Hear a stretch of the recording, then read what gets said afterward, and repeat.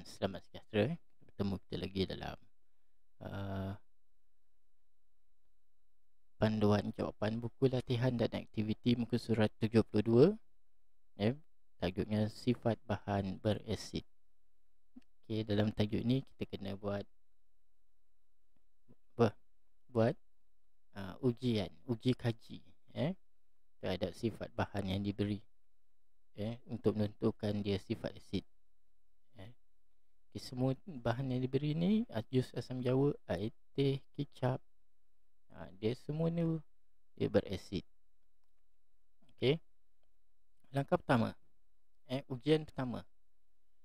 Uji bahan di atas menggunakan ketalitmus merah dan biru.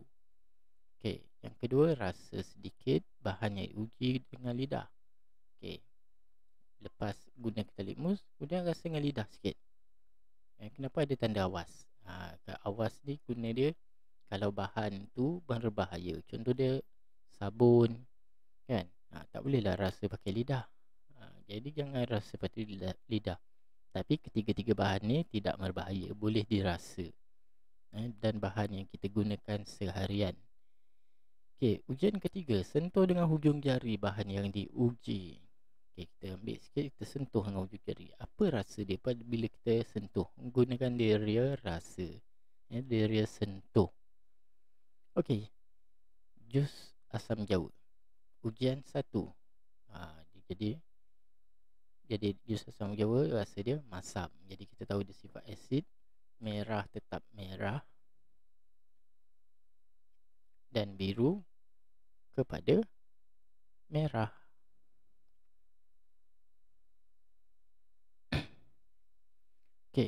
Ini bila kita gunakan ketalitmus.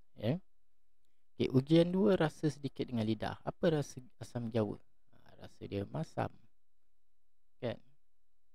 Bila kita sentuh dia pakai tangan, pakai ujung jari, kita boleh rasa dia dengan licin.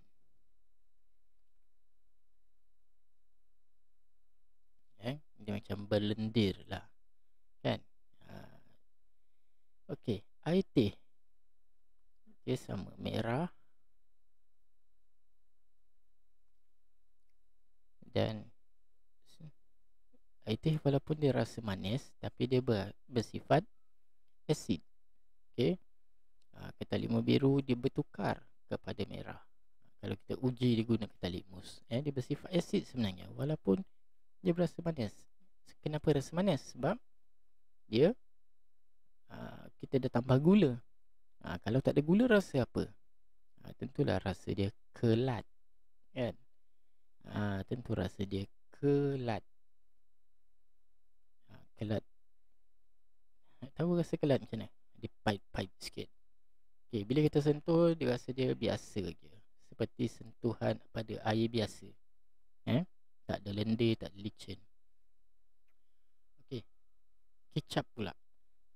Kicap dia berasa masin, tapi dia bersifat asid. Bila kita gunakan ketalitmus, salah, yang ni dia tukar kepada merah.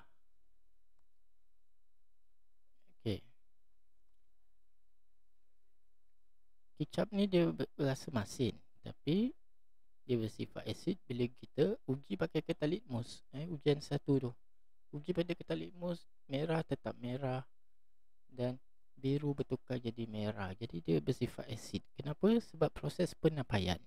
Penapaian menukarkan kacang soya untuk membuat kicap ni kepada proses penapaian tu, dia menjadikan dia rasa masam, menjadikan dia sifat dia masam. Sifat dia asid, bukan rasa masam. Bertukarkan sifat dia asid.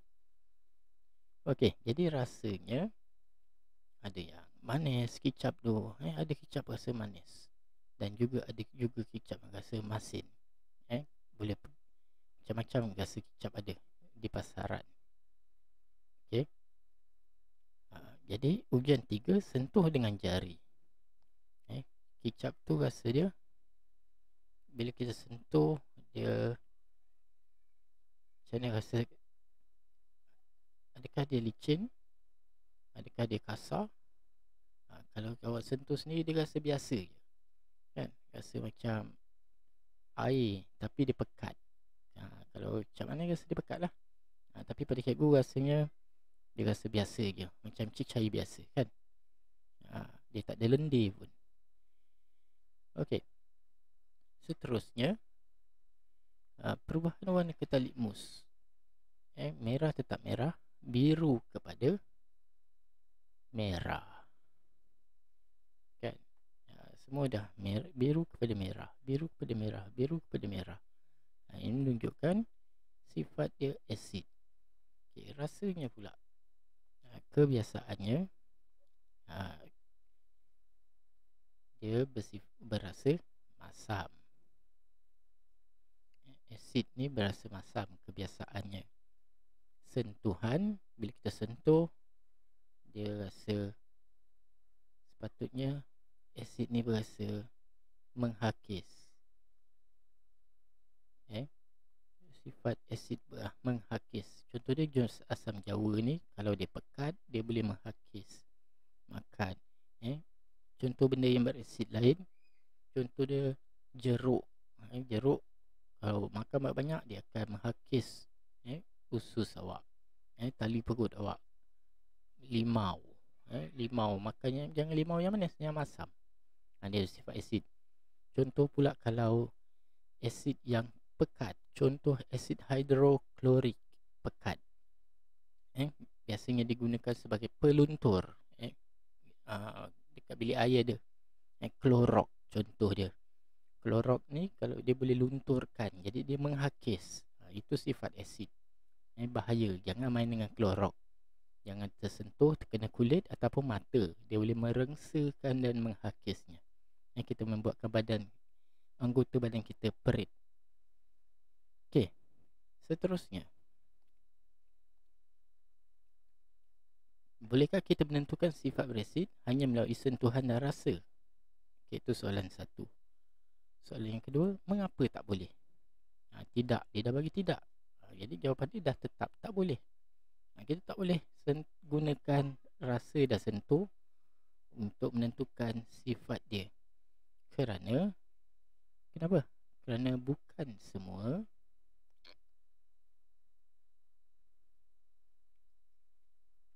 bahan berasid berasa masam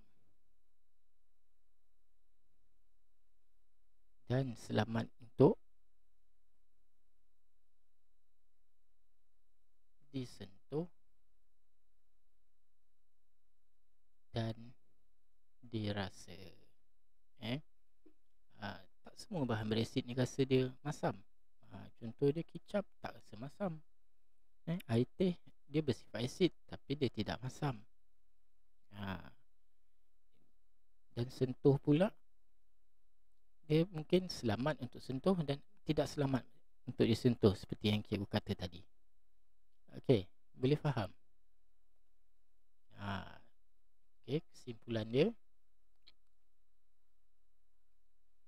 tak semua bahan berasid tu rasa dia masam dan selamat untuk kita sentuh. Dan bila kita sentuh, tak semua rasa dia licin ke, tak semua sifat dia menghakis.